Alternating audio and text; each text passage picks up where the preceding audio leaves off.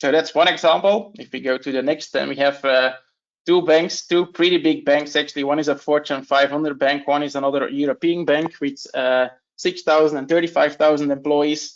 They both have very mature IGA systems. There are different IGA platforms at those two customers. But again, they have a lot of systems connected. They have a lot of data in that system, but they don't have the right capabilities to answer the data questions that their business users have. And those questions can be as simple as a system owner just stating who can access my application.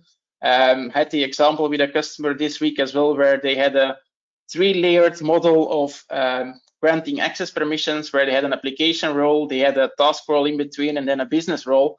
And if the system owner of the application role basically wants to know who has access to his application role, he needs to look for a report about which task roles that are connected to the application role. Then he needs to find out which business roles are connected to the task roles. And then he needs to find out which persons are assigned to both the task roles, the business roles, and the application roles, which is really hard to find out in an IGA platform because it really typically doesn't offer this kind of dynamic reporting where you need to correlate a lot of data to get that result in one view.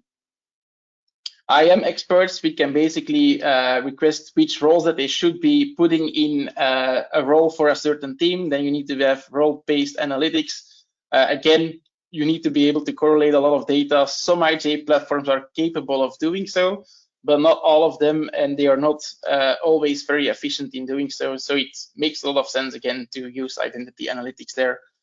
And then you also have security questions that aren't always easy to respond to.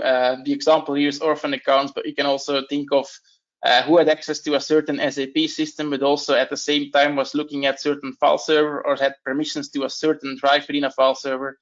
Again, something that you cannot answer when you only look at the IGA platform.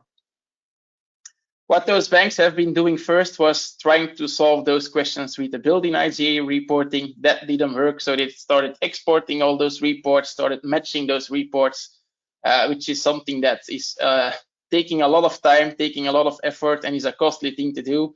And every time that you want to have new data, you need to do that process again.